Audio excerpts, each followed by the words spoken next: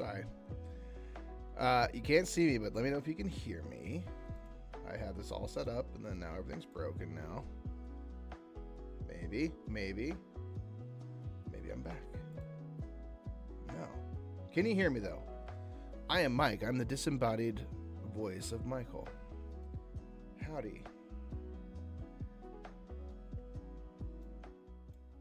Yeah, I had to come in with my my patented scream. It's the only way I know how. I don't know why I'm not getting a visual.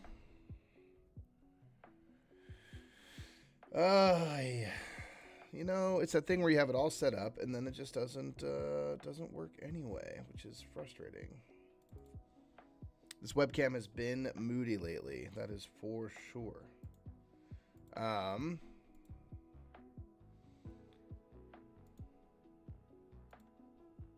Bear with me here.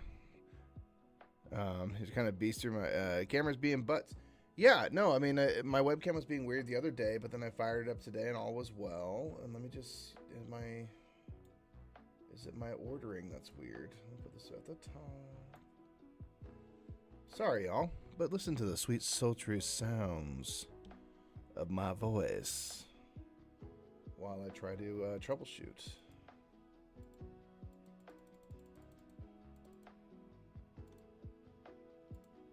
All right. Yeah, I will grab Nick's camera. Stand by. In the meantime, whoa, preview list. This is great stuff.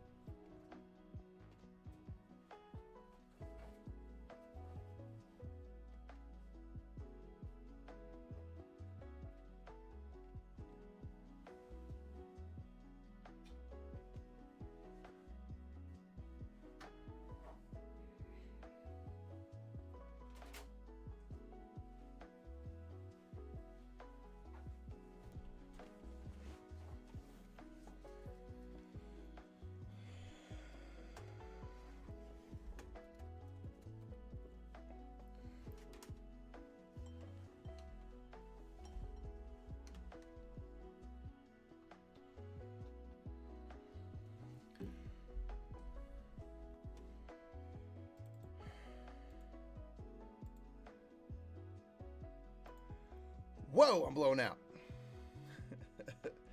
Hi. Can you see me? Am I here? Let's do that. Sorry, y'all, for all this editing. You know, it's the thing where you do all this ahead of time and it just doesn't matter. My apologies.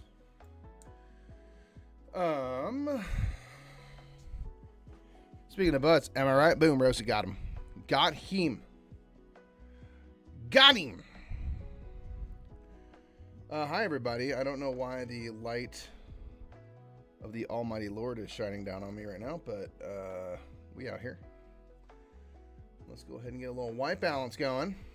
I promise for anyone watching this after the fact, we're going to talk about Gen Con stuff in a second. So, my bad, bro. Boop. That's more better. I want to go where the light is good. Okay. I think we're good enough to roll with that. Sorry, everybody. Hi, I'm Mike. Can you see me? Can you hear me? I'll turn up my gain a little bit. Let me know if I blow anybody out, though. Now we're just into the yellow, so I imagine we're still able to go up a bit further. Hello.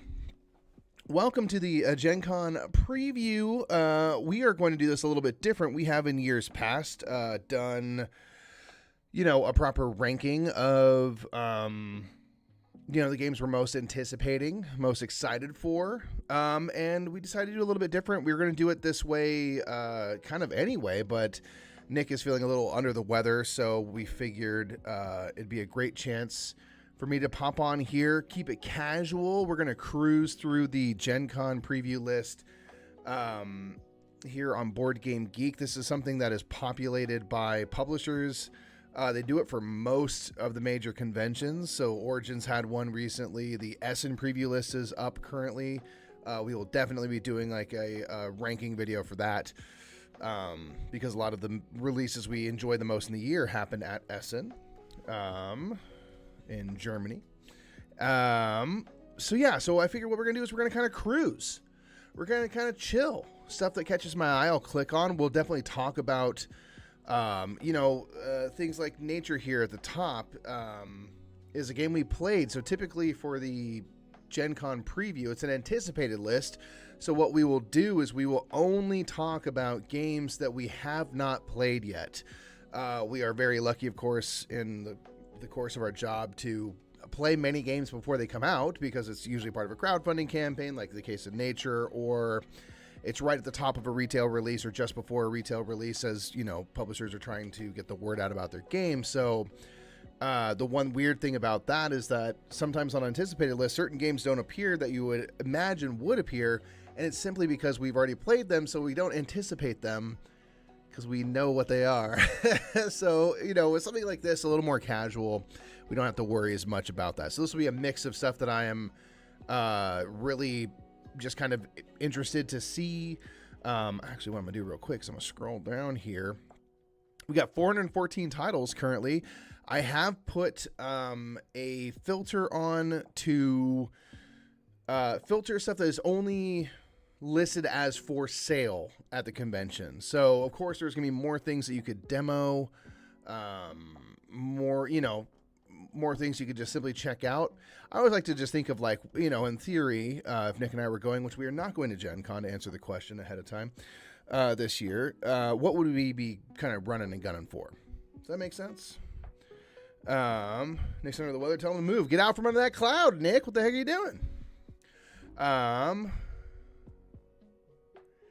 Hey, Dan McGuffey out here saying hello and says, I've been a subscriber for years. Checked out the testing live stream live when we were switching studios. That's going back a bit.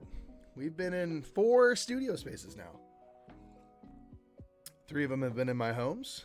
One of them is in an office building, which is the current one, which is preferable. So as we go through this, if there's something that you catches your eye and you want me to stop and take a look at, by all means. And again, this is going to be a very casual kind of cruise through the preview list. I won't stop off at every single thing, but things that catch my eye and stuff. And I have, in addition to putting on the filter to have these be all things that are for sale, I've also sorted them by the thumbs, the hotness. What are most people clicking on? Don Dad, yeah, we are not going to Gen Con this year, which is a bummer indeed. Bum sash. But maybe next year.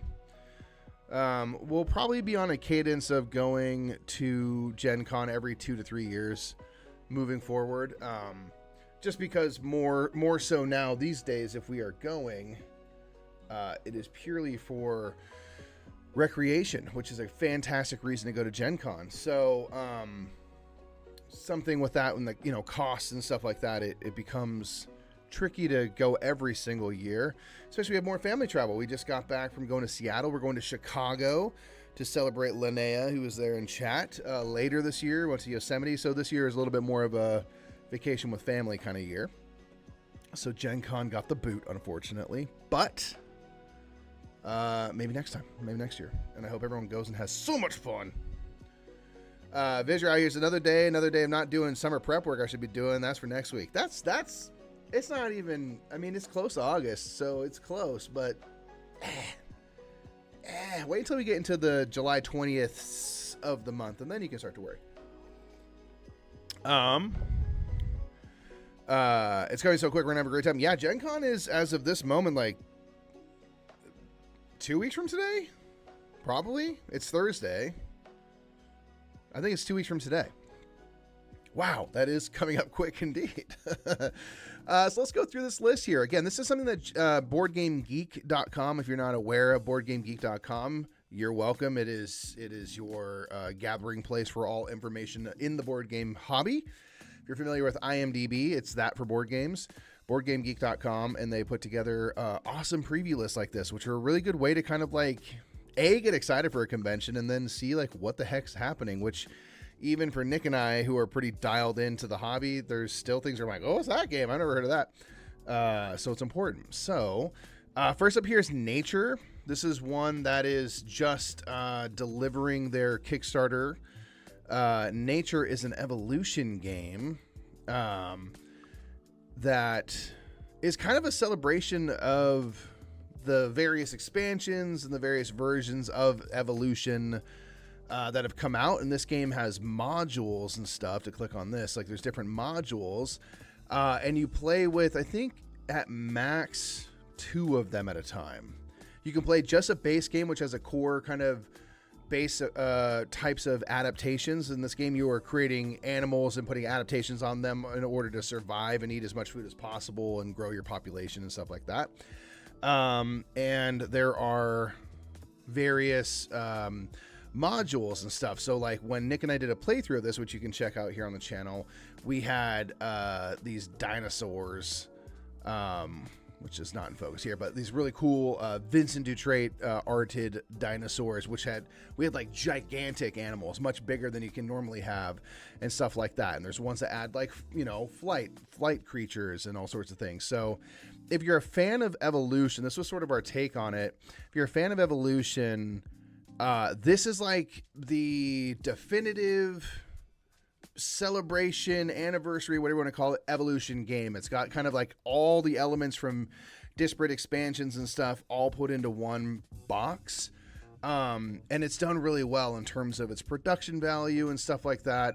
Really enjoy this. Evolution was a game that like early on for us was really like, we played a lot of it. It really was like just a cool kind of game that was something we hadn't seen before, at the time. And we got a lot of juice out of that. And so this is, again, a really good celebration of that. It's a fairly light game and one that we've kind of moved on from Evolution in general. But if I'm playing that game moving forward, certainly when Logan gets older, I'm going to play this version because it's dope. So that's one that I can say we know we like. The next most thumbed thing is something that I am so excited for. It's called Ruins. This is a John D. Clair card shedding game in which you craft and upgrade your cards. Jeff and Jamie from Foster the Meeple have a playthrough that just came out, and I highly recommend you go over there and watch it. It's a very quick game. I think their videos in total 30 minutes with a teach. But you're going to be playing these cards, and they are all sleeved, and you are going to be adding, if you can kind of see those little banners on the left sides of the cards, you're going to be adding kind of upgrades, which also adds like a little bit of imagery to the card and kind of fills it out with like the stuff you're finding, the things you're discovering. And you're trying to play out your cards before your opponents to score points and stuff like that. There's also the ability to flip cards over, because there's this one card here, the 7 is like it's a nighttime card, and there's daytime cards. So you can like flip over cards and do that. I just like John D. Clair really, hit the scene hard with Mystic Vale and Space Base, certainly. And they're just one of our best designers, like truly. We're a fan of John D. Clair for sure. And so I'm really excited to see him teaming up with Allplay here and doing like a small box card game, but including some of those kind of, I'd say like a trademark design thing is like the card crafting, the ability to sleeve in elements and augment cards is kind of John D. Clair's thing. In like a card shedding kind of quick game. So yeah, this is one that I'm like personally super excited for.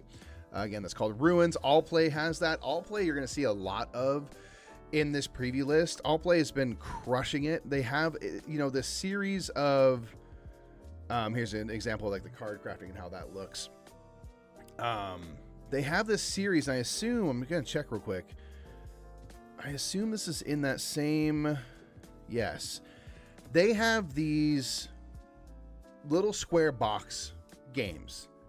I don't even know how many they have at this point.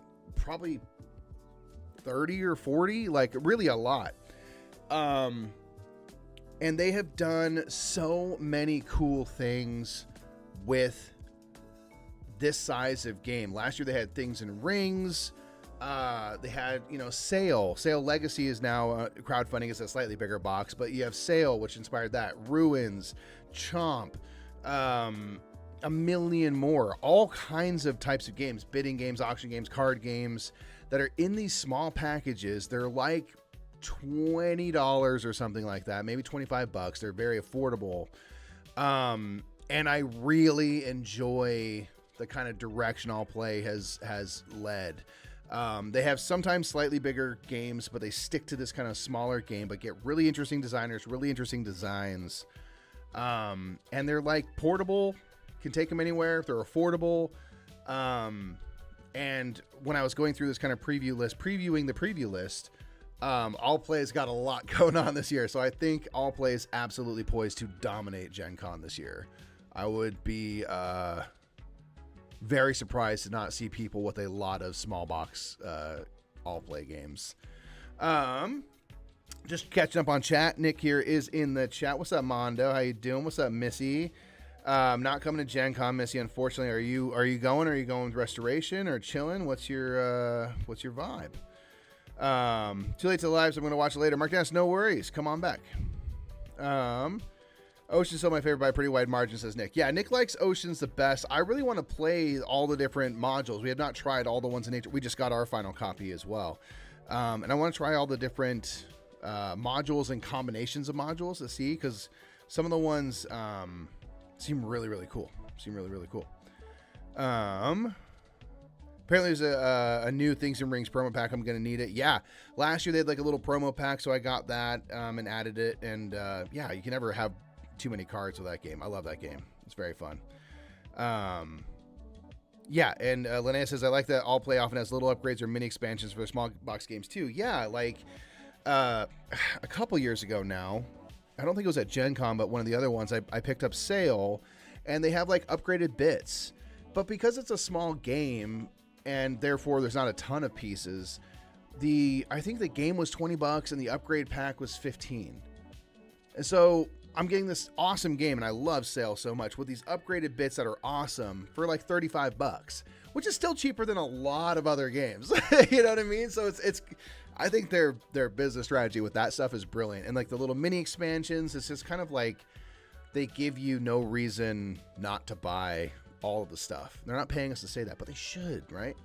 But yeah, so anyway, Ruins, very excited. We'll talk more about All Play in a second. Gwent, the legendary card game based on The Witcher, right on. Question for the chat, I guess. The card game, strategic faction-based card game brought to life from The Witcher 3. Is Gwent like a character, or is it a game they play in The Witcher? Because I could see that, and that would be cool. Just take a look at the picture real quick. Okay, looks like a little, is it a 1v1 situation? Little 2-player battler. No, 1 to 5 players. Okay, 20 minutes. Okay, so it's quick. Interesting. That's not in English. Art and stuff looks very much from the video game, The Witcher 3. So, interesting. Right on. Vantage. This is the new Stonemaier game that's been getting some buzz. People are quite excited, so it seems like Gen Con will be its first, like, major availability outside of their pre-order system, which is quite good. All Play's also been doing a lot on BGA, which is awesome. Yes, I prefer that. It's great. Always great. Soda Jerk. We got to give some love to Soda Jerk. First of all Play's covering it. And this is from Chris Yee, who is a member of the Dice Tower. We go back quite a ways with them. We were talking at Dice Tower West about the fact that he had his game Soda Jerk picked up, which is so cool, man. It's about being a soda jerk, and it is a game where you're playing cards, and I think you're shedding your cards. Let me go to the dealt a hand of delicious soda ingredient cards, including strawberry, blueberry, banana, kiwi, and orange. On your turn, you must either play a card face down in front of one of the taps, which are also labeled with their like types, or flip over a face down card. Ooh, and so you're playing cards, and then you have to flip everything face up at some point once everyone has 3 cards. The final value of the taps, any remaining face down cards, and add up all matching flavor cards while subtracting all non-matching cards. You can kind of like bluff, I guess, or play stuff off. oh, maybe make people think that like, oh man, the kiwi's so valuable, and you're like, it's strawberries, you idiot. And then cards you're holding back are worth points and stuff, so you can go negative. Ooh, so if someone takes stuff that doesn't match, it goes like negative points against them. I'm just super excited. Chrissy's been getting into design. I love the art style and the look of this, kind of very classic. I'm just so excited he has a game that's like out there. So if you're a fan of Chris Yee, which you should be, what's up, Rosie? And you see that and want to pick it up, support our boy. That's very cool. I'm really excited for that. Carefully manage your hand to serve delicious beverage while being a jerk to others. That's a good log line right there. Luthier is apparently going to be out. I mean, I think it's about to deliver or delivering. I feel like I haven't heard an update recently from the Luthier crowdfunding, but Luthier's a game about making and fixing instruments and stuff. We played this one with Shay back when it was crowdfunding. Super fun game. It's super pretty and stuff, so I cannot wait to see the final product. The version we played was in very good shape already, so I can only imagine it's been even more kind of beautified and stuff. But look at that, so much going on. Yes, delicious. So Luthier, can't wait. Super excited. Galactic Cruise, you know we love it. Twinkle Twinkle, back to all play. This is a really fun game. Eamon Anderson, who did Gnome Hollow, made this. This one is on Board Game Arena for you to try. Twinkle Twinkle, I like this game a lot, man. First of all, the look. You've got these, like, if it'll load, there we go. Semi-clear acrylics, and it looks like they're actually etched into, which is even doper. I've never played this physically, but you have these pieces, and then they have like little, celestial bodies. So you have like satellites, and there's like a rocket ship jet. I haven't seen that before. Planets and all sorts of things. And these like constellations, stars. So you're trying to make like a big chain of connected stars to make constellations. You're trying to have black holes be next to satellites and stuff, but not next to planets because they would eat those planets.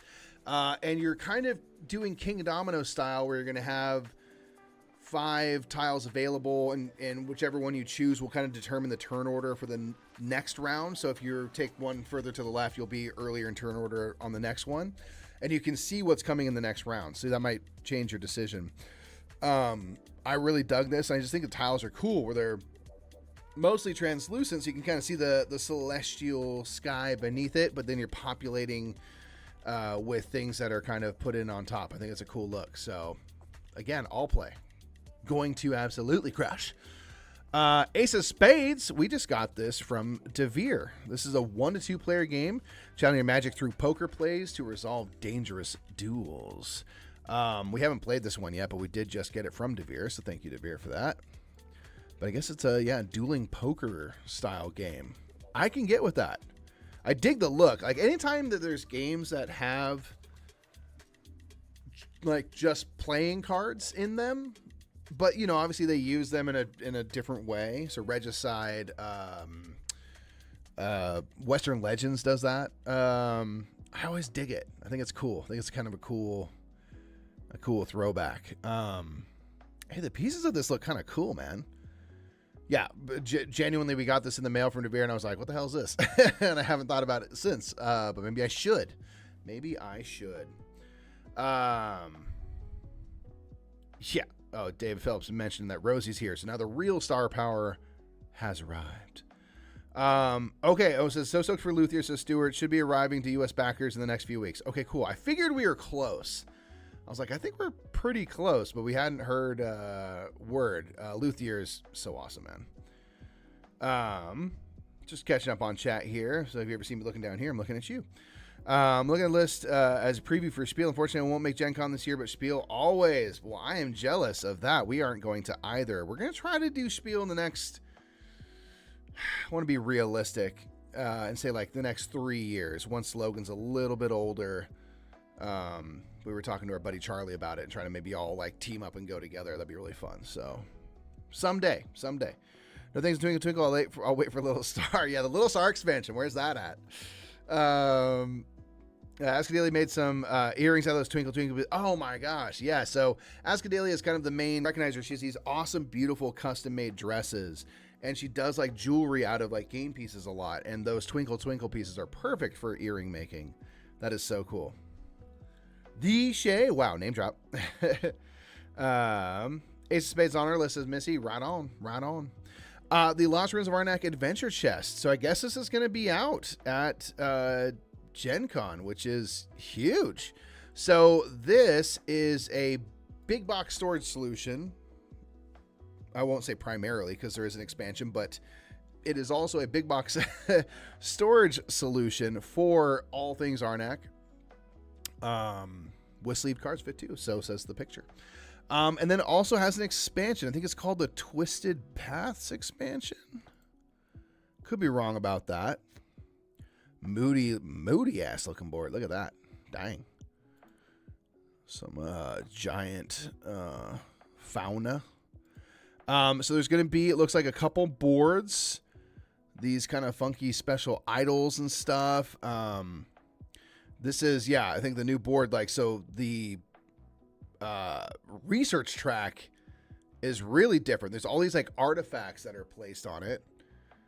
It looks like. And you're going to be kind of winding your way up or something. So I'm really curious, as always, to get, see what new stuff comes for Arnak. The way I look at it is just like, hey, extra variability for your play. More cards, more stuff is always good. To sleeve or not to sleeve, that answer is easy. Do not. Do you. But yeah, if this is available at Gen Con, I can only imagine they are bringing a couple thousand of them because they're going to sell so many. People love Lost Ruins of Arnak. Of course, it's been fantastic and very popular.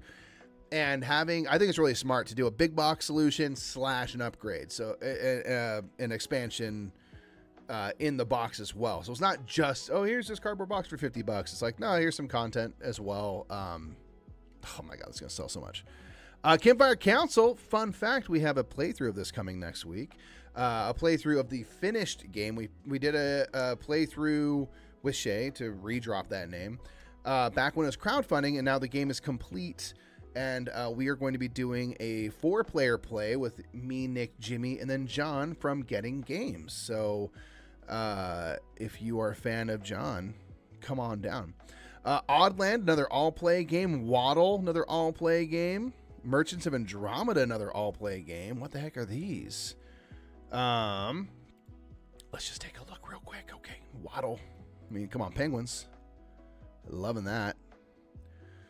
Oh, interesting. I'm getting... Oh, whoa, look at the marbles. What the heck? What do the marbles do? And there's 2 tracks? Oh, interesting. I was going to say I'm getting like, hey, that's my fish vibes. But I'm so curious about the tracks. All right, let's read the breakdown real fast. Strategically place your penguins to form groups and claim fish to score the most points. I mean, it kind of is. Hey, that's my fishy. Turn order matters a lot. In Waddle, it's tracked by marbles in a 2-column track. Okay, on your turn, you have 2 options. Place a penguin onto any unoccupied hex adjacent to the lowest numbered water hex. Then pick up your marble and place it in the top of the same turn track column. So you can basically go into the back of the line. Or you can scout ahead by picking up and placing your marble on top of the inactive turn tracker column. That's just a good gimmick. That's using a good gimmick strategically. So that left track is the current turn order. And I like that they put like the little bends in the track. That is just for fun, so you can put your marble and goes, wee! There's no point to that otherwise. And that is the best reason to do something. Very cool. All right, let me just clean up my tabs here. I'm a 20 tab guy, but I don't need to put y'all through that. Okay, Oddland Eureka. Fascinating flora and fauna on the strategic strange island are unlike anything you've seen. How odd. Okay, so this looks like kind of in there, like Chomp does it, Namalia kind of does it, where you have cards and you're creating groups by the way you twist and place cards and stuff. And it looks like there's fun, fanciful creatures indeed. Cool. Won't spend too much time because I'm going slow as fart. Yeah, the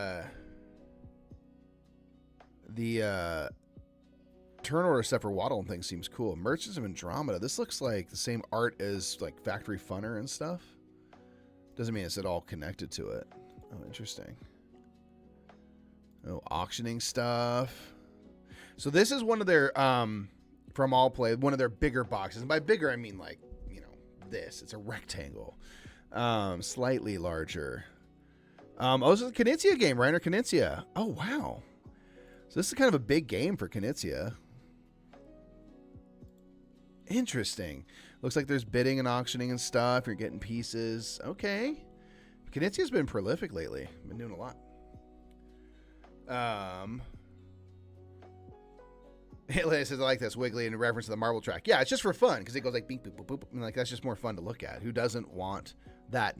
Mondo, love Namalia as well. Namalia is such an underrated game. Yeah, heck yeah. Inferno, it's based on Dante's Inferno. This has like a cool looking board. I mean, maybe we'll like it. I don't know. It looks cool. Like at BGG Con, I want to, or maybe it was at RageCon recently. I saw people playing this. It was at RageCon. And the board and stuff is super cool looking. It looks like a lot. And I don't know really what you're doing. Showcasing the layers of hell. So I'm curious about that one. I wouldn't probably go pick it up myself, but I would be interested to try. Transgalactica we have, and I'm so bummed because it's been getting like nuked in the reviews. Like people have not liked it. So I haven't played it yet, but I want to like it because I like Daniel Tascini. But apparently this isn't the highlight of their stuff. Vivo, trick-taking game from All Play where puppies sing and follow format, and follow format changes every trick. All right, hold on, let's find out. You know we'd be doing trick-taking stuff. I love the art.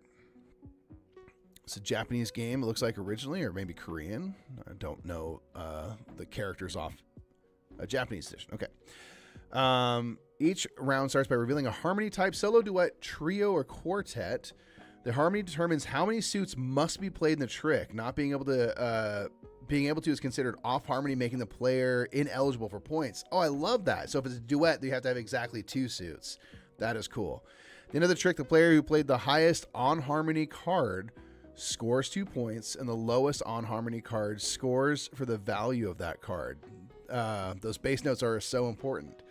Oh, so it looks like you can kind of strategically lose almost. Ooh. Heck yeah. Dope.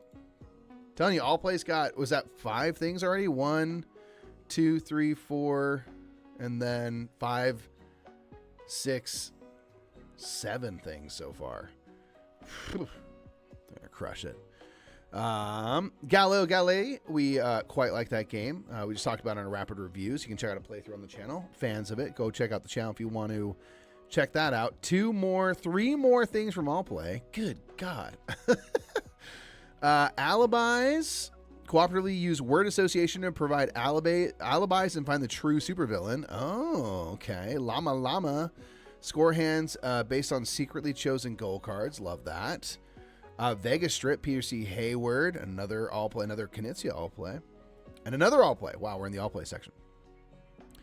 Vegas Strip, bluff and strategize to expose corruption. Interesting. Bluffing game players have hidden information about which casinos are corrupt. Take turns playing money tiles, 2s, 4s, 5s, 1, 6, 7 onto different casinos. When scoring a corrupt casino, the highest bidder wins the jackpot and everyone else gets nothing. In a non-corrupt casino, whoever has the most points there loses and everyone else gets points equal to their bid. Interesting. Okay. So I guess you know certain things about certain places, but not everything. Money! Outsmart the market to maximize your portfolio. Hey, Twinkle Twinkle, How I Wonder expansion. We were not wrong about the expansion. It's not Little Star, but it is How I Wonder. New tiles fill your night sky for more scoring options. Okay, so in the pictures on Twinkle Twinkle, they showed like ships and stuff. So I'm curious if that's like from the expansion actually. Oh, nebulae. Are these like like blueprint, like make it like this to get points or something. Oh, the art's so pretty. Wormholes, galaxies, interesting. Down for that. So again, get a little expansion, get the game, get all sorts of stuff. So many things. So many things. Just catch up here on chat. Personal life, I keep tabs to a minute. While working, I end up with 1 million out of necessity. Heck yeah. Heck yeah, dude. Mainly's reprints of Knizia in the same mechanics repackaged. Oh yeah, well that's Knizia's vibe, right?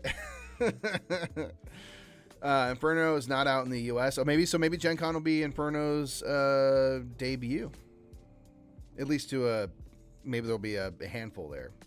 It's listed as to sell, at least on here. That does not always end up being accurate, but at least they seem hopeful that it'll happen.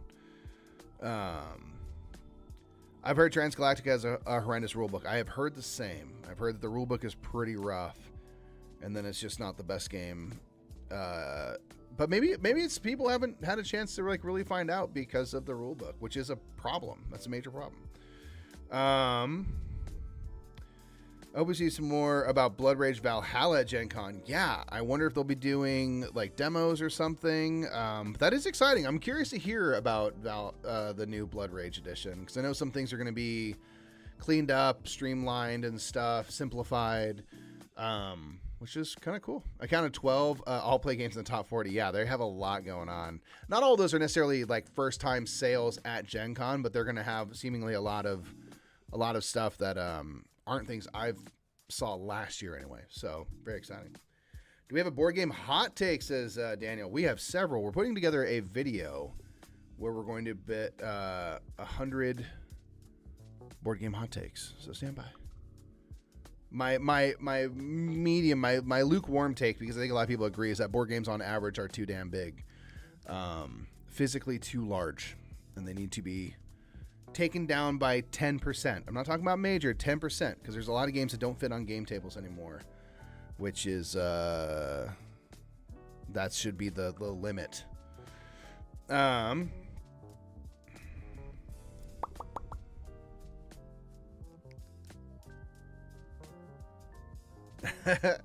yeah, Nick's hot take is about scoreboards not having every number labeled, every 5, and then other people are saying just count by 5s and stuff. And like, I agree with Nick. It's hard. It's just it takes so little ink to print all the numbers. Just print them all. Make it easy. Because then I see 7 and 12, and I know +5 is that. But if I have to go like, okay, well I'm second peg in from the next break, so that means it's too much. Anyway, Lightning Train. This is something that I think I saw in a store recently, and I was like, what the hell is that? And then I moved on. And then Amy and Maggie from Thinker Themer were doing their kind of Gen Con preview. Go watch that. And they talked about Lightning Train, and it got me hyped. And I have been like racking my brain ever since to think like, what store did I see that in? Or did I see it here? I don't know. I was like, I thought I saw it in a store, because if I can remember where, I'm gonna go buy it. So this is Overcome the Odds to Deliver Goods with Your Railway Company. I like train games first and foremost, so that's cool. But there is, let's see. It's a bag builder, which I did not know off of just grabbing the cover for 2 seconds and putting it down, because that's not a good way to gather information. But it's like a bag building game. So build your bag to improve your company's resources, then place your chips to open stations and train lines across 8 regions of North America. There's a fortune to be made by delivering goods to the cities that need them, but will you work together or look to cut out the competition? Which stations do you need to secure a route to victory? How can the powerful lightning trains accelerate you past your rivals?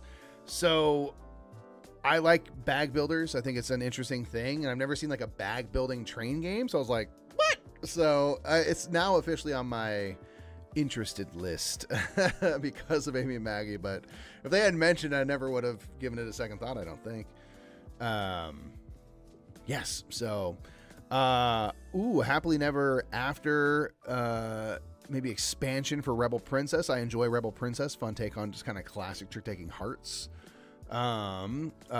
Party Panda Pirates, which Nick did a overview video for Board Game Geek, and it looks really fun. It's like got a bunch of mini games and stuff in it. It's inspired by Mario Party. Like it's like literally like Panda Mario Party board game, which sounds dope. Ryan the Boulder Richford made Slambo, another all play. All Play, by the way, has so many of these games because they bring over a lot of games from other places and stuff. So that's part of how they have so many. Gil Hoba has a game. Wordsea. Gil Hoba back in it, man. This is from 2017, but I guess maybe All Play picked it up and is bringing it back. That's so cool. That's awesome. Knitting Circle, which is a game we covered for Flat Out Games. You know we love Flat Out Games. Knitting Circle is a follow-up to Calico. Very different game, much more cozy and chill. Calico gets into the brain burn for sure. I like this one a lot, though. I really want to play it again. Point Galaxy, solid. Propolis is amazing. Propolis might be my favorite Flat Out game. That's in these kind of rectangle boxes that they do. That Point Galaxy, Point Salad, Point City. Propolis is probably my favorite of all those games. Fantastic games. Terrible Quest is another all-play one that I understand of now from Amy and Maggie. It's a game where you're taking paper and you're literally tearing out certain element. Let's pull up a picture here so you can see the art. Is it just the cover? Wow. Okay, perfect. So there's like going to be all sorts of characters and stuff like this that you can see. And I think you're going to have like a goal or something where you're trying to tear out specifically things, but you're trying to be careful because on the back side of the paper are different icons and you don't want to tear the wrong stuff out. So Amy and Maggie were talking about if you kind of hold the sheet up to the light, you can sort of see the other side. So you're kind of making these tears. I don't know if there's much here beyond like the gimmick of like tearing a card, not a card, but a piece of paper apart strategically, but it does seem like a fun kind of maybe one and done thing. So again, Amy Maggie kind of sold me on it a little bit. I don't think I'd rush for it, but I was just like, it seems kind of neat. Wine Cellar from 25th Century Games is fantastic. Absolutely fantastic game. Great art, quick. It's a game where you have a hand of wine bottles. And then in the middle of the table, you will have, here's what the wine bottles look like. You'll have 3 that are on, at least in the game we were playing, 3 that are on offer. And you are going to play one of the cards from your hand. They each have unique numbers at the top there. And when you flip over, whoever plays the highest number gets to draft one of the wines first. And then the things that everyone played become the cards that are now on offer for the next bid, which I really dig. And you're trying to do some set collection stuff and things like that. It's a very quick game. Plays up to 8. You can solo it. Game is dope. Absolutely love Wine Cellar a lot. Catching up here on the chat. Since people literally do math the same way and still hesitate when moving the square markers with all the numbers printed. So just print the numbers. Visor. Print the numbers. There's no reason not to. There is absolutely no reason not to. That's my thing. It's like there's just no compelling reason to not. So why not? You know? If people got big old brains, good for them. I don't. If I see the numbers, I can do the math quicker than if I see every 5 numbers. Because I'm a big Dumbo. So,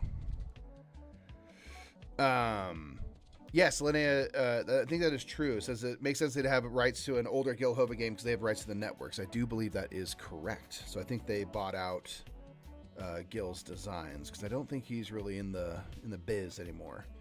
But he's made some great stuff, so you should play those games. Moving on, Pillars of Heracles. Right on. Looks like a Greek Euro for sure. A little expansion for Oddlands. See, that's what we were talking about. Oftentimes, All Play will have these like little expansions that are just like a couple things. So it looks like this has like a couple of Whalephant, Cheetoys, Tortoise, Cheetah. Amazing. And they'll add like a couple little things. It's nice because it gives just like a little more variety and stuff. I often like the little mini expansions because they're easy to move in, implement. Red Carpet's another game we got from Devere, right? It's right over there. I saw it being played at RageCon. There's actually like a little red carpet and then like stuff on either side. I think you're trying to place things to, be seen by the photographers and things. Search for the perfect spot and take the best pictures with your phone. I wonder then if it's like physically you're taking pictures with your phone, kind of like Picture Perfect or something. Don't know. Tea Garden, Capstone is bringing this over, which makes me super excited. Curious what it is. Looks beautiful. We have not played it yet. We're going to be covering Sunavalo here for Capstone next Friday, so you can get hyped for that ahead of Gen Con. But yeah, I'm curious about this one. But we got to talk about Mondo out here, Big Sur. Mondo Games by Mondo made this game from 25th Century as well. Super stoked. So yeah, I wish we had you like in the call so you could give us the pitch, tell us about it. You know what I mean? But we'll read the little thing. TravelCon, the Pacific Coast Highway. Shout out California. Best. I mean, it's in other states too, but it's a California thing. Check out the scenery and the landmarks. Cruise along California's State Route 1 on the Big Sur Coast Highway to check out the views. If you haven't ever cruised down Highway 1 through California, it's a great thing. This will get you hyped for it. Yeet. Check out the views and landmarks along the most scenic driving route in the world, or rather invite others to cruise on the highway that you build over the course of play. Interesting. Cool. And Big Sur players draft cards that use them as either resources to build new road sections or as the road sections themselves. Dope. Your linear path of cards will score for connecting terrain types and meeting other conditions. You can also add notable landmarks to your highway for other unique scoring conditions. These landmarks are based on actual scenic looks and locations on Big Sur. Hell yeah, dude. Congrats on getting the game picked up, my man. Very cool. Looks absolutely beautiful. Love the box size, man. That's fun stuff. Hey, Santa Cruz Beach Boardwalk. Shouts out. Nick and I grew up going there all the time. Our aunt lives in Santa Cruz. That's dope, man. Oh, I like the little way that it makes the road and the curves and stuff and it meets up. That's nice. So then in the bottom left, Mondo, since we have you in chat, are those the resources to pay to build the card, I'm guessing? A little bit of set collection-y kind of stuff. 1 point for each forest icon in your highway. We're excited for it. Yeah, dude. Mondo is sending that one, having that one sent over to us as we speak. So that's exciting, man. Really, really cool, dude. Really, really cool. Fence Man, go check it out. We're going to have a playthrough of that. We have filmed it. It's going to be coming out soon. Just for funsies, not sponsored or anything. To Breeze. I could be saying that very wrong. A meeple moving game of careful planning and quick action in a bustling Persian bazaar. I do like that theme. That's cool. Cyclades, legendary dish coming out. This one I'm curious about, just because it actually did just happen. Habeas Papam, a game of intrigue and hidden agendas in the race to elect the next pope. Timely game. Iliad, which is one of, there's Iliad and Icar, which are Reiner Knizia designs that I'm curious about. Very kind of abstract, but I'm curious about them. I love the covers. So cool. But I don't really know a ton about the game. Campfire Delve, Callus's Lab. We played that one and did a playthrough of it, so you should check it out. We love the Campfire Delve games. Pirates of Maracaibo Commanders. So stoked. I love Pirates of Maracaibo a lot. After cruising the Caribbean in search for fame and treasure as a privateer in Pirates of Maracaibo, a new challenge awaits you with the Commanders expansion. With your expertise, you now represent a notorious ship commander whose special abilities, so asymmetric player powers, hell yeah. Ship commander whose special abilities bring even more tactical finesse to the game. In addition, you can now equip your ship with cannons to gain access to the fortifications of certain islands, because there are riches to be found too. So more piratey stuff. New explorer boards, cards, and rum trading like Pirates of Maracaibo to a whole new level. Take Pirates of Maracaibo. to a whole new level. Hoist the anchor. The final voyage begins. Okay, so it sounds like that's the one and only expansion. Nice. Yeah, so it looks like you fit in a little Capitan. That's cool, man. Yeah, stoked for that. Stoked for that. I love Pirates of Maracaibo. So that works out. Stoked about the Pirates. Yeah, right? It's stokeable. Ovation. Nick and I covered this for Kirsten. We really like this game a lot. Do you want combo wombos? Ovation's got your back. I think it's really great. I really like the art style. And the way you can kind of chain all sorts of stuff together. It's a fun game, man. Go check out Ovation. Chronologic Cusco 1450. It's a new version of that. Interrogate suspects to solve the murder in this triptych deduction game. Interesting. Booba Tiki. Oh, Booba / Tiki. Is it 2 games? Party game. On the Footsteps of Darwin Correspondence. So there's an expansion for Footsteps of Darwin, which is kind of cool. It's a tile laying game. Makes me curious if they'll do like, we have the, I think we might have that one, but we have in the Footsteps of Marie Curie, and I'm curious if they'll do an expansion for that too, because I like that game. Dirt and Dust. Cool. The expansions for Galactic Cruise will be available. Belgian Beers Race Dice.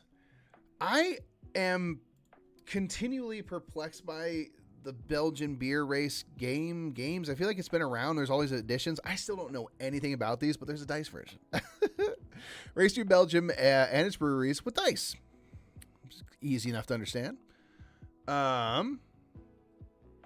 Yeah, this is something that I'm not saying this is like I'm an anti in any way. I'm just like, this is a game that I've just like have never, for whatever reason, taken the time to look into any of these games, despite them kind of being around. Anyway, Belgian Beers Race Dice. Fun to say. Mikey or Gromack, if we say stop saying combo wombo, I cannot. I am in fact incapable of doing that. And yeah, people's priorities are funny. Sea Salt and Paper Extra Pepper. So another little mini expansion for Sea Salt and Paper. I love the extra salt. So now we have extra pepper for our extra salt. Oh, these are like landscape style cards. What?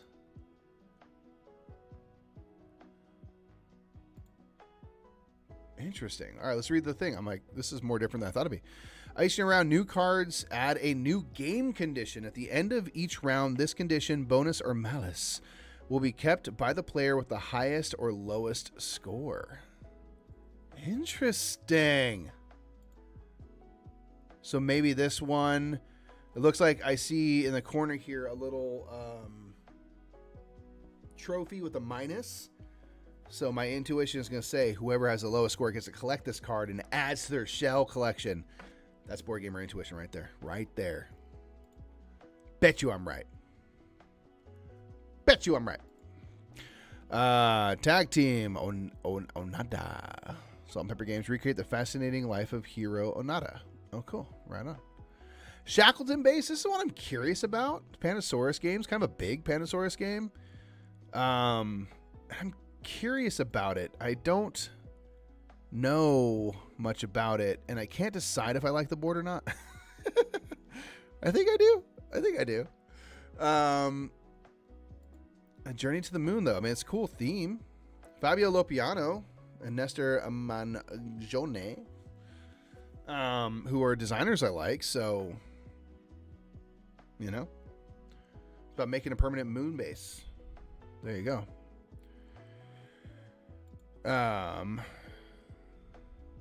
Yeah. All Aboard looks cute from Devere. Save as many animals as you can by loading them onto boats. Flip Tunes, amazing game. Really like this game a lot. It's on Board Game Arena. We played it physically last week as well. It's from Thunderworks. And it's sort of it's hard to say like a tableau builder because you're basically it's a kind of a deck builder. Then each turn you're going to draw out 6 cards. These are different characters you're casting in your show, and they have little fame values. That's in the circle there. That's 6, and when you have your 6 cards and certain cards have effects on others and do different things. Once you have your set tableau, then you'll tabulate the fame.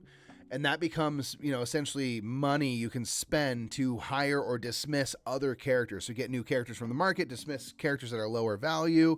And you're trying to flip over 30 points worth of fame, which triggers the end game.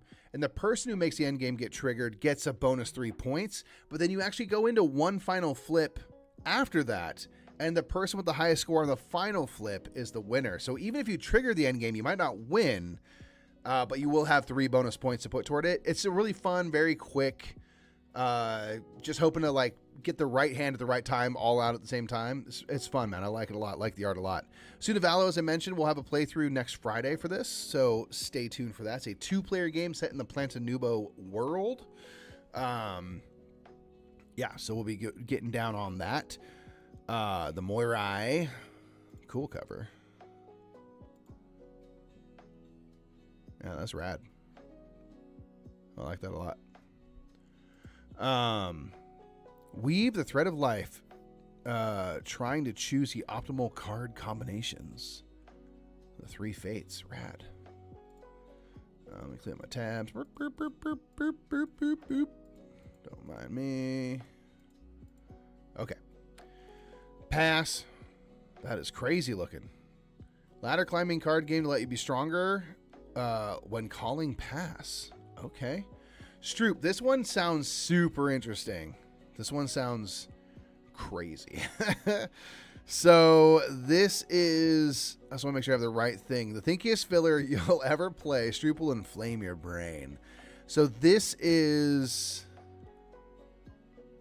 that thing where they speak the color that is written, and the color is as written is red, R-E-D, but the letters are blue, and so you look at it, you say blue because that's what you see, and you make a quick recognition colors. You're doing that, and so it's stuff like that where it's like brain trick stuff. So like, okay, as I just said, there's red but it's in blue. There's solid but it's hollow. Like it's stuff like that. I don't know if that's all exactly like what it is, but it's a game that's like just messes with you. The cover is super cool, much better than the original. Yeah, real-time observation game. It's a psychological Stroop effect, which is a phenomenon caused by different functions of the brain interfering with one another. Yeah, so I'm excited for that. It's a reprint. Yeah, it looks like Grand Gamers Guild picked it up. So this is maybe the old version here. We got the new dope colorful cover here. Yeah, it sounds really fun. Sounds like it'll just jack you up and you'll be a lot of laughs. Conservas. Oh, Scott Alms. Scott Alms is a prolific designer. A challenging solo bag building game. I'm in. I'm wondering if you're doing conservation efforts. Begin each season with a single boat and a little money. The sea is represented by a bag full of chits of fish and water tiles. In each round, you will fish from the bag, taking some back to your facility for tinning while leaving others at sea to breed. Okay, so yeah, you're trying to kind of find that balance. Delicate balance between fishing and allowing populations to grow. Love that. Rad. Sounds cool. High Tide, Underdog Games. Love the cover. Very pretty. Expansion for Ahoy. Right on. Botswana, another Reiner Knizia. A lot of Knizia right now. Iker, that's the other one with the Iliad. This one is interesting. This just came out on Board Game Arena. I have not played it. Forest Shuffle Dartmoor, which is a standalone game. Within the Forest Shuffle family. Introduces a brand new habitat and features new species, new abilities, and bonuses to explore. You're still doing like the split card thing, and then I briefly looked through. There's like, yeah, these like landscape cards that you play. that are, I think, kind of different than the tree cards and stuff. So I'm really curious to find out more. But it's going to be kind of forest shuffly goodness like you'd expect, which I love that game. So yeah, when I saw this, I figured it was another expansion. This is like standalone, because I think it's an alpha on Board Game Arena. I was like, say what? So hella down for that.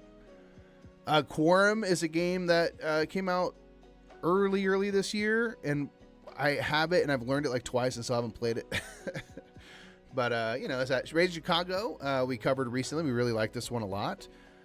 Silos is another Bitewing Reiner Knizia game. S'mores Galore. Fantastic name. Absolutely great name.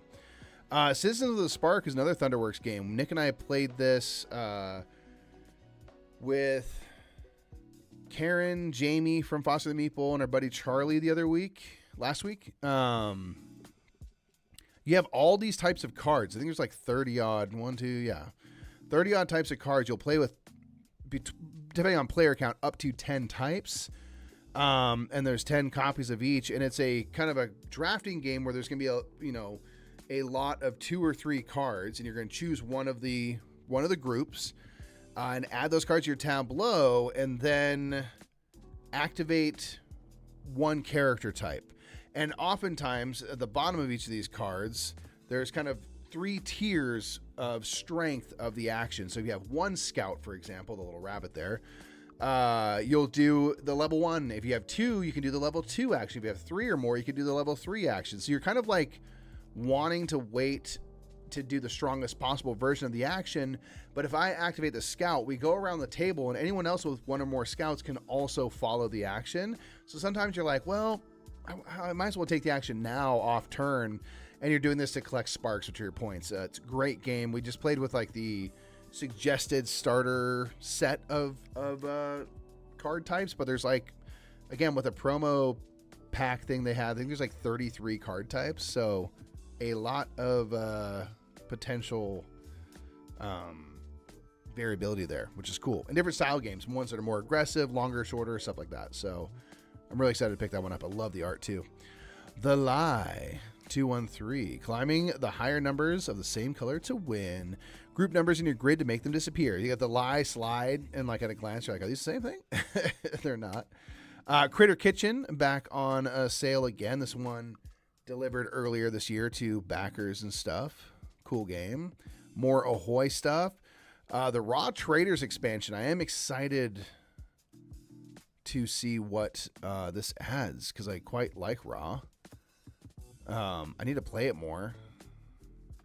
Is there no images? Just the cover. Leverage the Nile River to send vessels around the region to grow your dynasty through trade and communication. Bring back precious treasures and rare goods to extend your reach and solidify your place among the gods. Heck yeah, dude. Down. No loose ends. Plan your bank heist with cards from your hand. Win tricks to cover the evidence. Dope. The Anarchy. Love it. Go get it. CDSK Travel. This is like a trivia game, but I guess probably a smaller package. Ego is another one, along with Silos, that Reiner Knizia did for Bitewing. And there's a third one, alien-looking one. Can't remember what it's called. Mookie Island, Scorpion Masqué. Always love what they do. Befriend adorable Mookies, but watch out for the spider. 2-player game. Interesting. Fratanga. What is this? Move around the fryer to avoid falling in the boiling oil. It's dark. Look at these guys. These are in peril. Look at them.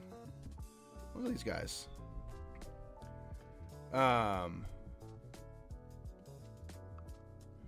Daniel, how often do we actually play board games? That's an interesting question. Such a weird theme. I'm kind of down, but it's just like people getting burned up.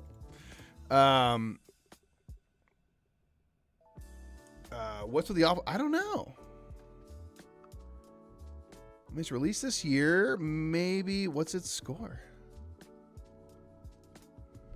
I don't know.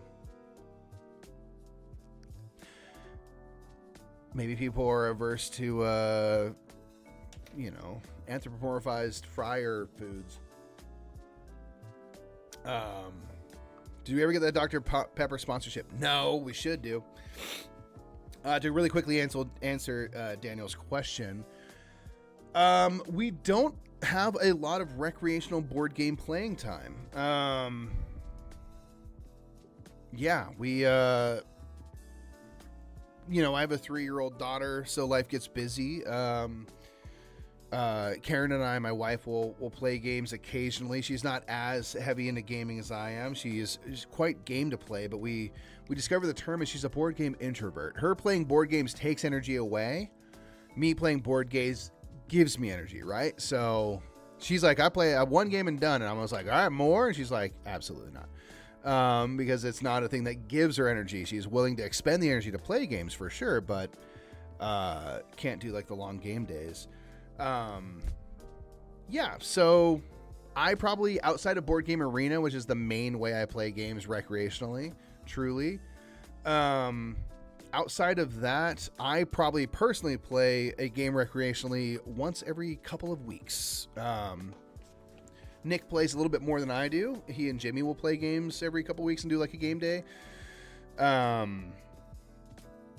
yeah, we luckily get to play games for work, so it works out. But yeah, I don't have a ton of, recreational board gaming time.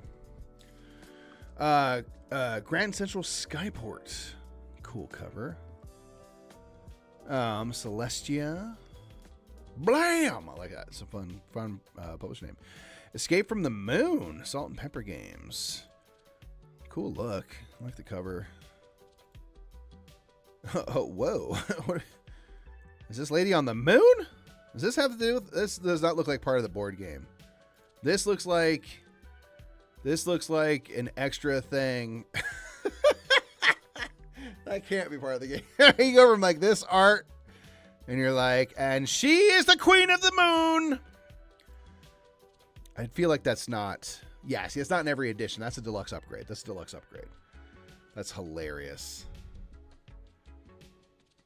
That's my favorite thing. I wish this was part of the game. They have some cards on the mat, so it made it look like enough of part of the game. I don't think it's part of the game. I'm not going to rule it out, but I don't think it's part of the game. Graft from Ivy Studio. Ivy Studio is doing, I think they have like 2 or 3 games that are coming straight to retail, which for them is not a thing they have done. And they are releasing a few things at Gen Con, so get hyped for that. I believe they are sending them to us currently, so we might get a chance to show them off a little bit before the con. But what did this one say? It is a 3 to 5 player draft cards, collect sets, and fill your cargo with valuable goods to send back to the Zenith, but don't wait too long to ship it or risk busting. So this is in the Tendiverse, it looks like. Yeah, you're working for the Zenith Corporation. So in Tend, which is a big roll and write they crowdfunded last year, you are working for the Zenith Corporation. So it's a card drafting set collection game in that world. They are also, we might see it here in a bit, selling, they had a game, Pillars of Fate, along with Scales of Fate. That's a lane battler. So I think that's also going to be there. Scarbray, we love it. Go check it out. Spooktacular, I really, really want to try. I love the idea of it, where you're like monsters in a movie theater and you're like moving guests around and trying to eat them and stuff like that. And everyone is different. So you're like the remover, and your different characters have some like standard cards and some unique to you cards, like unique ways that you haunt people. Looks really cool. Elder Scrolls Betrayal of the Second Era. If you really want to lift something heavy and carry it around all day, that'd be dope. Orbit, that's another Reiner Knizia game. Roth from Chip Theory Games finally coming out. RIP. Micro Macro Kids. Same as much murder as always before, but more wholesome, I guess. Venturesome. Pina Colada Ice. Great name. Create the best cocktails and win instantly by making Pina Colada Ice. You like Pina Colada Ice? Do and rolling snake eyes all day.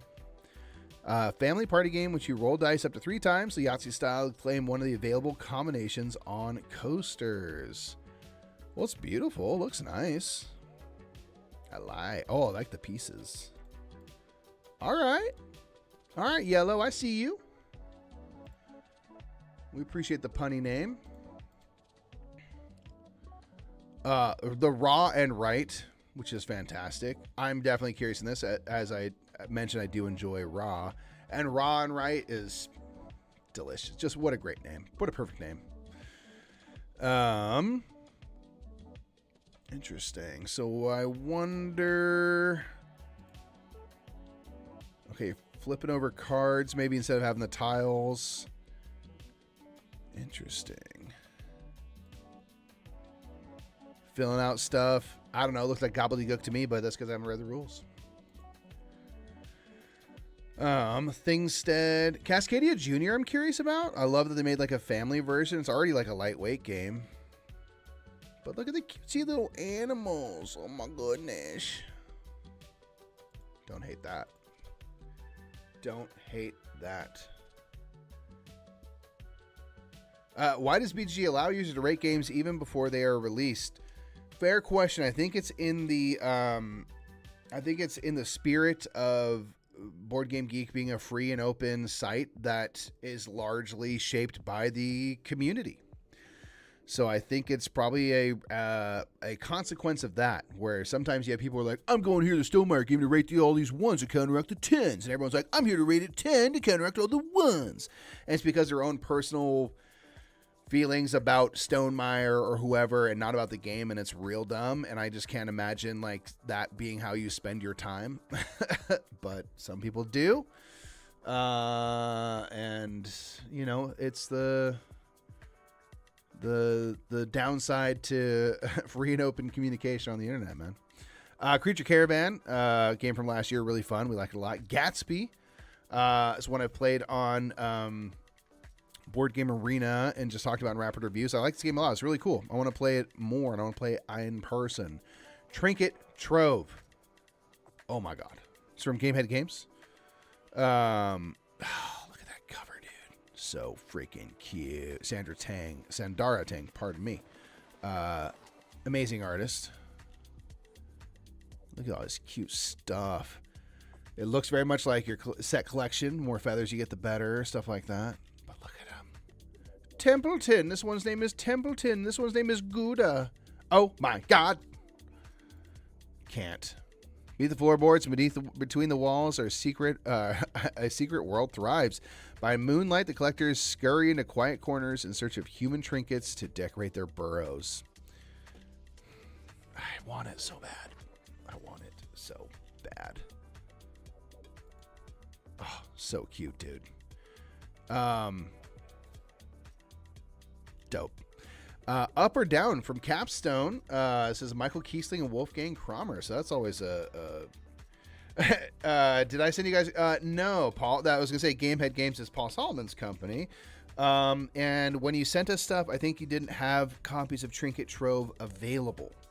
But if you have them now, I'm not saying no. I'm not saying no. Because good golly. Looks adorable. 2 to 6 players, 30 minutes, build rows of ascending or descending numbers. Okay, interesting. What an interesting cover. Is that like, who did the... I was going to say, it looks like Kwanshai. I assume, because one of the listed people is Kwanshai Mori, I'm going to assume that he did the cover, if nothing else, which sometimes is how it goes.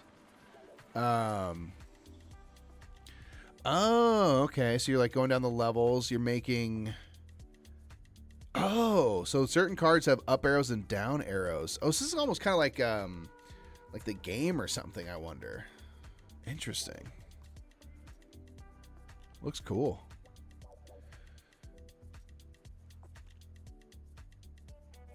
Ring from low to high. Split the deck in half. Place these piles in the center of the ring. Wait, what? Okay, interesting. Kind of seemed like the game. Get a Trinket Trove in the mail. Appreciate that, Paul. Thank you so much for that, man. That's very kind of you. Go check out Gamehead Games, y'all. Makers of Trinket Trove, First Class Letters, which I talked about in rapid reviews. Yeah, go check them out. Check them out at Gen Con.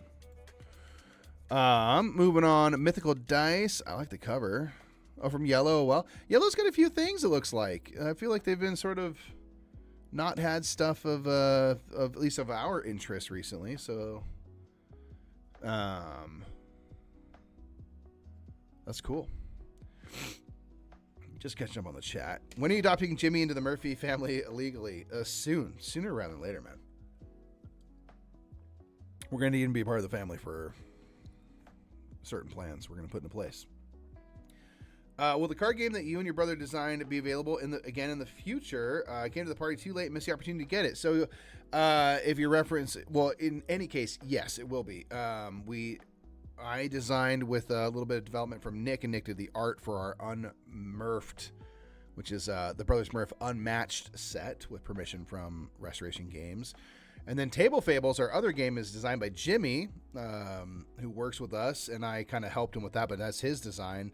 And we will be running a crowdfunding campaign later this year to resell those and do our Christmas cards and stuff like that. So absolutely... you will be able to get it again. 12 Rivers, collect magical pearls. Innovation Ultimate. I gotta play Innovation IRL. I played it once, I feel like early days of COVID or something on Board Game Arena, and it's just so ugly. I was like, this sucks, man. But it's such a popular game. That I feel like I should try it again. I am thinking of the right game, aren't I? Am I? Maybe I'm not. The Civ Builder? Yeah. Okay, now it's prettier at least. It's more colorful. I appreciate that. Cat and the Tower from Arcane Wonders. Rippable merch. Koi. Rippable merch.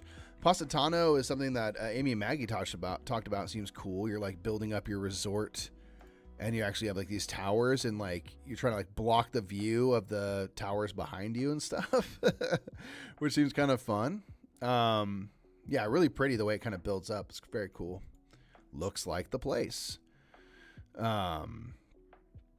Meltwater from Capstone Games. This is something like the cover is wild. I'm like, what is that? The heck is that? And there's just like a bunch of nuke symbols and stuff. I'm like, what? Let's read the after a nuclear war, U.S. and Soviet forces fight for survival in Antarctica. Oh man, that's dark. Brutal. 19XX, the unthinkable happens. The world is scoured clean in nuclear fire. Good golly. It's a two-player game. Take command of the shattered remains of the superpower struggling to fight for control of the ice. Simple, diceless mechanics let players displace, corner, and isolate their opponent's survivors. Here, hunger is a crueler weapon than gunfire, and the barren tundra can only support so many souls. Oh my god. So if you're down for that dark theme, baby... Wow. Just watch the Shut Up and Sit Down review to make you want to try Innovation again. Spatial puzzles make me want to rip my corneas out. That's intense. Spatial puzzles are fun for me. Interesting. Yeah. Earth Abundance. Go check out our playthrough. Get you some of that. The Four Doors. Oh, Matt Leacock, Ben Pitchback, Matt Riddle. That's quite a trio. Quite a trio. Acquire the relic hiding behind each door to light the beacon and banish the darkness. Right on. Right on. Above and Below Haunted. I really want to try this because we liked Above and Below a lot. And then, did we get it again, Nick? Are you still here? I think we got it again, didn't we? I feel like we have Above and Below again. Maybe not. Maybe I don't know what I'm thinking about. But we played through Near and Far. That was like early stream days that we did that. And then there's Here and Now or whatever the other one is. And through playing, Near and Far, we realized that we like kind of dig Above and Below the best because of its, you don't have to have the same buy-in. You don't have to play through a campaign, which we discovered around that time. We're like, I don't know if campaigns are our thing as much. And so now like a new Above and Below, and there's, you know, a haunted marshland and stuff and like eerie caves. I'm like, okay, all right. So I'm really curious to try this because, yeah, we kind of discovered like, man, I really like Above and Below. I wish we hadn't gotten rid of it. Brink, go check that one out again from Ivy Studio. So that one should be, I guess, delivering to its backers. Or actually, no, I know it's delivering to its backers right now because I have a buddy who's getting their copy soon. Age of Galaxy. Explore, expand, and build your galactic empire using over 30 unique factions. Okay, is it? 4X game. That places you in control of an interstellar alliance consisting... I was laughing because I was like, is it Imperial Settlers again? The third version? But no, it's not. Right on. I hadn't heard about that one. Gets you some Barrage, always around there. Ofrenda, I really want to try this. I love the look of it so much. Really cool theme, of course. Ofrenda is something that you make to honor and remember your past loved ones and family on the Day of the Dead. So there's these cool cards. Really cool Dia de los Muertos cards. Kind of the skeleton vibes and things. Kind of Coco, if you're not familiar. Coco will teach you about Ofrendas and stuff as well. So... love the theme. Build an altar to celebrate your loved ones for the Mexican Day of the Dead. 60 minutes, 1 to 4 players. Yeah, card placement game. I like tableau builders. I like stuff, you know, adjacency things and whatnot. Looks like you're putting your decorations in between. Oh, and the actual slotted in spots and things. Yeah, heck yeah, dude. I'm stoked for that. It looks really cool. Osprey Games out here killing it. Because they need to make war games even more dark. Yeah, reference to Meltwater. Yeah, I'm like, that's rough, dude. Yeah, Nick says, I think we have Above and Below, but I can't spot it. Not that it matters. But I want to get Above and Below hunted, Nick. What do you think about Uno being added to casinos? What? What do you mean? Like a playable table game with money? Huh? Like high stakes Uno games? I do not need to spend my money that way, personally.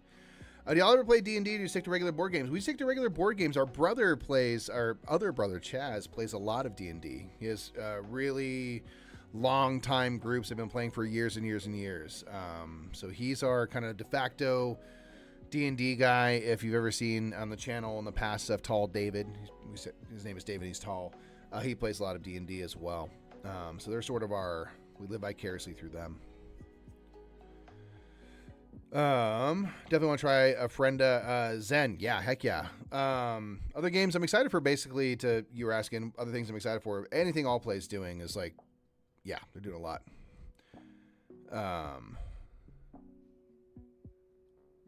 Heck yeah. All right, moving on. Paper World. Traveler discovering the most beautiful landscape in a paper world. Okay. Do say. Do tell. I'm a paper world. Oh, interesting. So it seems like maybe... Oh, wow. That's kind of cool, the way that the ones are pretty sparse and they get built up. Right on. Railroad Tiles I'm actually really excited for. Looks like Railroad Inc., but a tile laying game. Which I really wonder if Board Game Arena is too...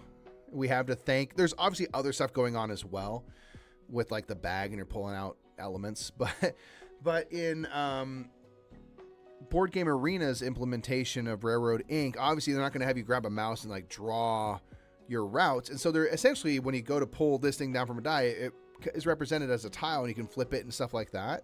And I wonder if they're like, that's not bad. That's not a bad idea. And then created it because it kind of is easier to play it this way probably. And so I really would love to be able to ask that question, like, did you see the BGA implementation and then you got the idea for tiles? Because I could see it. It would definitely make me think of that. I'd be like, maybe she uses tiles after all. Moving right along. Corgi Pile Up from Gamehead as well. Rip. Adorable. Ooh, trick taking. Yeah, heck yeah. But with corgis? I like trick taking game where only the last trick scores. I do enjoy that when they do that. You're like, it's all building up to the last thing, man. Definitely need to try the cat and the tower, says Lauren. Yeah. Love the kind of cover of that one. Yeah, trick taking. Only last trick counts. During each trick, you must climb by playing cards greater than or equal to the highest card played so far, or else play your lowest card. Each round, you score your final card to increase your score. Rounds are played until someone scores in excess of 15. Yeah, so it seems very kind of like 5 cucumbers or Fünfgurken, where there's like the whole building up to the last card vibe, but with corgis, which is preferable. The Wondrous Museum, 365 Adventures, the Dungeon. What in the heck is that? Floral, that's very pretty. Ham Helsing, Monster Hunter. Yep. Let me find out. Let me just look at this cover. Oh my gosh. Adorable. I love the look. Love the art style. Love this cave. 2 pigs, a werewolf, and a vampiric boar team up to save Mud Canyon. Hell yeah. Malcolm. Oh my gosh. That's dope. Pillars of Fate. This was mentioning from Ivy Studios is a lane battler game of sorts. The Yellow House looks interesting. Little mini expansion for Pixies. I'm all down. All down for that. Panasaurus has been having these little expansions for like Sea Salt and Paper we mentioned. There's a small expansion for Far Away for these. And they always add like 8 cards, 10 cards, but they're like a nice addition. It's really nice because you can just fold it into the mix and then play it that way. You don't have to think about separating stuff out. Oh, Ham Helsing is based on a kid's comic? That is awesome. That's awesome. I was thinking Gravity Falls too, Linnea, from the art style for sure. Paper World's on BGA. It's cute. Didn't impress me though. Okay, copy that. I have not tried it. Panda Spin I want to try. I have played it once on Board Game Arena and didn't know really what I was doing or how I was meant to spin stuff. So I think I need to play it in person, but I like the idea. There's basically trick-taking-y, ladder climbing-y type stuff, and you're playing cards, but then I think if you lose, the cards flip over and become more powerful and stuff. It just seems like a really neat concept. Timber Town. Oh my gosh. You're beaver builders, folks. So you're kind of building out of town. Beeve style. Love the cover. Build the nicest town and grab the best buildings before they flow over the edge. Oh, so maybe they're coming flowing down a river? That's cool. You have Beaver Architect constructing a new town on the riverbank using buildings sent drifting down the river. That's cool. Right on. Hedge Mage, which is out now from Floodgate. We got to play a prototype of this at Dice Tower West last year. So not this year, but last year and stuff. And really enjoyed it. And then it had its first crowdfunding campaign and did not do well. And I don't really know why. I think it's kind of a cool game. It's a game where like you're moving your like opponents around, or are you moving on your opponent's side of the board? They can mess with you and stuff. And you're like trying to pick up these different types of trolls or gnomes and like throw them back over to your side of the maze. And you're putting these like tile placement, tiles of these hedges to kind of block and to make you have to move around them and things. It's a super cool game. And I love like the cover, the final art and stuff. We played with a much more lean prototype. It was a fun game. So I want to try the finished game. Otter from Charming Games, who made Park Life People last year, and they sent us a copy of this. I haven't played it, but I love the cover. Codenames Duet. There's a big CG is doing a big anniversary celebration of 10 years of Codenames this year. So there's kind of like new editions of Codenames and Codenames Duet. Timber Town's loosely based on a video game. That's awesome. How many am I going through, Daniel, in terms of this list? I don't know. I'm going through enough to get us to 12 p.m. West Coast time. We're getting down to a point where there will be like promos and expansion for this, and I won't go through any of that stuff. But the games that, look exciting. We'll stop off at. More Mandalorian Adventures. I've heard really good things about that. New expansion for Evergreen. I like that game a lot. Cherry Blossoms and Bamboo. Heck yeah. The other expansion they have is like small and easy to implement. And this looks like the same kind of thing where it's just like a couple things. First Class Letters. I don't know why there's not an image available. There definitely has been. This is from Gamehead as well. Spelling game, and I liked it a lot. Check that out. Moon Bunny. Ice Idols. Zine, go play. It's the best game of the year. Oh my god, I love it so much. God, I love that game. Jeff is so wrong. The Galaxy Trucker. Do what? It's an expansion for the second edition of Galaxy Truckers. There's always more stuff. I love the look of this. The Krampus Caper. Holiday Hijinks number 12. The Krampus Caper. Fantastic. Not really much imagery. So it's the 12th game in the Holiday Hijinks line. Escape room style game and just 18 cards. I love that. That's awesome. Yeah, so check you out some of that. 4th edition of Innovation Potions of Azurland, which is one that I still want to try. Tokaido. So Stonemaier Games picked up Tokaido, if you're not aware. So a new edition of Tokaido. Whale Riders. We're getting to stuff like Kalamala that are not new. Park Second Edition is fairly new. And new stuff for Compile. Liar's Dice, Unstoppable, amazing game. Go check it out. Xylotar Unhinged. So it's an expansion for Xylotar, which makes it, I think, even like more. There's like, yeah, half notes now and stuff. Then when you win tricks and stuff, you get these like off notes and stuff like that. So it makes the game kind of even wilder. Again, that code name's second edition. Scream. I want to get this. It's a haunted version of Scram, which is a fantastic game from Bezier. And so there's like a Halloween version. Campers must survive through the night of their darkest cinematic nightmares. I just like the style, man. Look at that. That's great. Oh, it's so good. Zombies and spiders and ghosts. Oh my. Yeah. So if you're a fan of Scram, get you some Scream. I really want to get that. Time to Panic. This is another one of the Ivy Studio kind of Gen Con releases to retail. Reconstruct the timeline by manipulating events into chronological order. Interesting.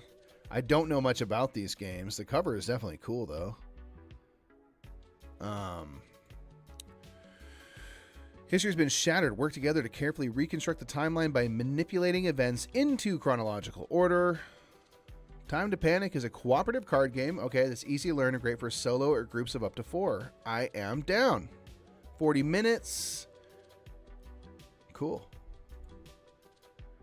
Beasts, Cosmolancer. What a wild cover that is.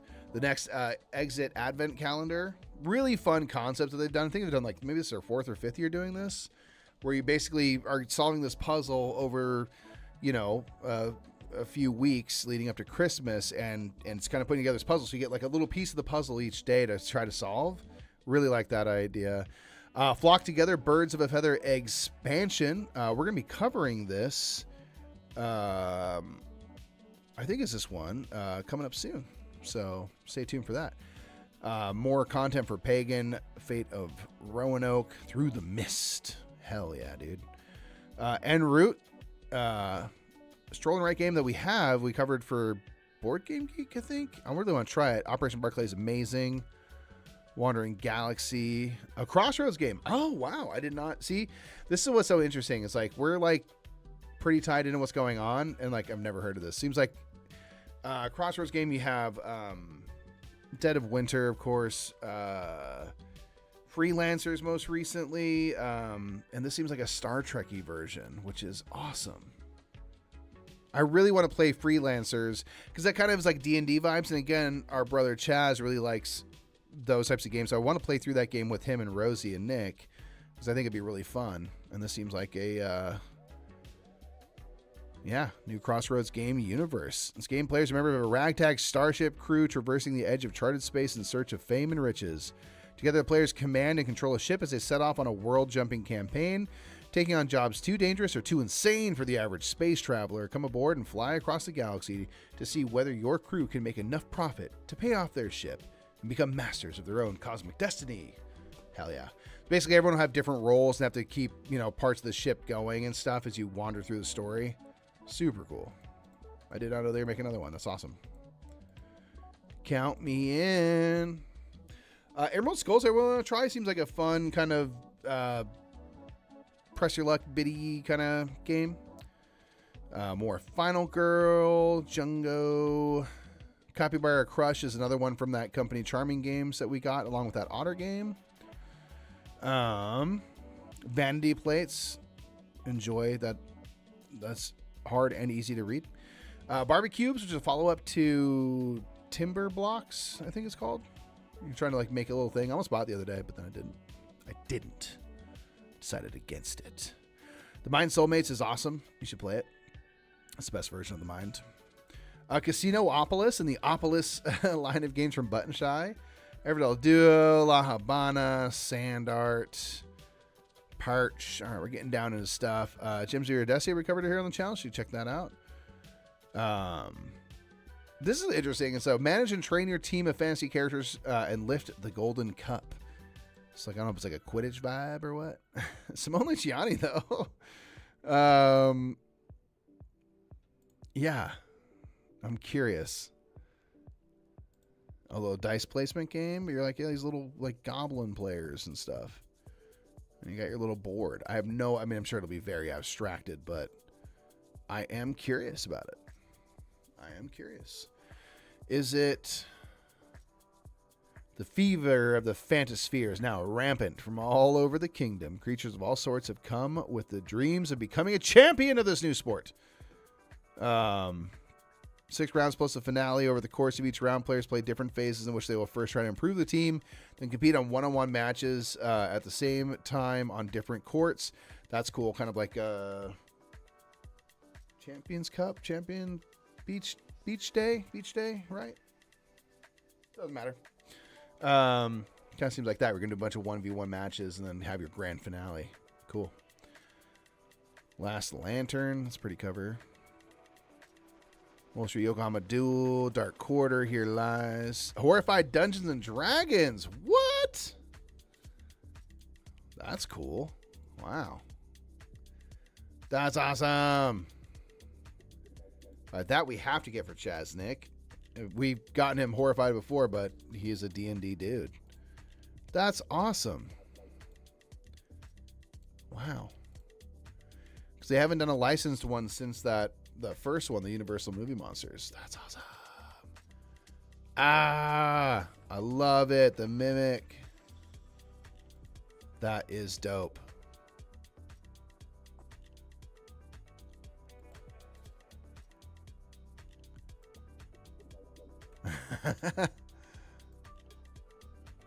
That is awesome. I'm fired up about that. I had no idea that was coming out.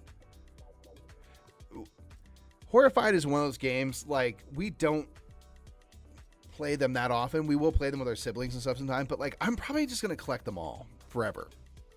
Because I like them. They're neat. Gonna get that one for sure.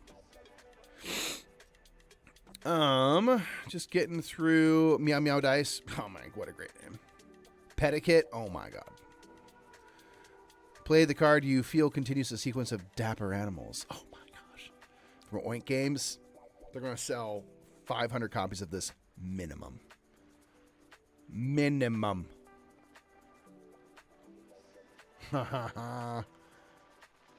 Look at this freaking goose or duck. Okay, enough of that. Great name. Pedikit, good God. Great name. More stuff for Unstoppable. Oh my gosh, can't wait. We're sinking. All right, now we're kind of into, we'll go just through a new edition of Trekking of the World, second edition.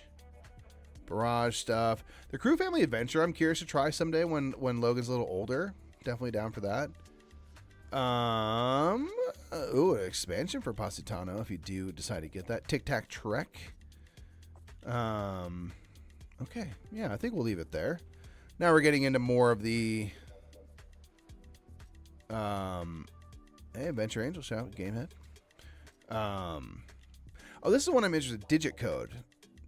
Deduction game, use fragments of digital numbers. I don't know exactly how it's going to work, like how you're doing stuff, but I like the idea of it. So curious. Anyway, we'll have that one, Digit Code, be the last one. But there is so much more to check out, obviously. You can do this again. Board Game Geek does this for most of the big conventions, the selling conventions anyway of the year. So you can check out that. The Essen Preview is currently live. They are populated by publishers right up until the convention. So if you check it out early, come back and check it out later because there undoubtedly would be more items in there and stuff. And there's really cool stuff. What for you is exciting? Let me know. Let me know. And let's see if I'm missing anything in the chat. I want more convincing on Zenith. I'm inviting you to a game on that too. Yes, let's do it. It's such a good game. Plan on getting Screams as Missy. Heck yeah. Halloween themes I'm in. Yeah, dude. But Hitchhiker's Guide to the Galaxy has taught me to don't panic. Well, but sometimes there's time to panic, and that's what Ivy's bringing to you. You see the 365 game calendar at Panasaurus. Was that 365 thing? I don't know what that is. Freelancers is really funny. Great, silly fun. Okay, so two things saying it's silly and kind of fun. That's interesting. Lene, we have not played Yokohama Duel yet. I want to, and I did an overview for it for BGG, so I learned how to play. So I've learned the rules and all that stuff, but I have not played it. Everdell Duo is a fun game. We have that and haven't played it yet. I do want to try it. I think maybe Karen will like that one, so I want to play it with her. Is it like the other Seven Wonders Duel style games? I'm not sure which game that is in reference to now, so my apologies, but let me know what that game was referencing. He blew right past it. Yeah, I did. Apparently I did. What game was it? Let me know. I can go back.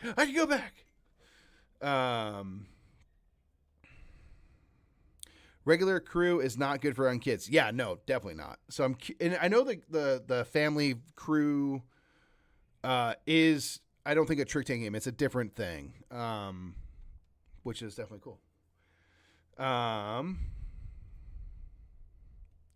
yeah, you can subscribe to it. So for something like the list, there's like this little subscribe button, boop boop, and you can subscribe. So as it gets updates, it'll give you notifications when you come to BGG. So get hype.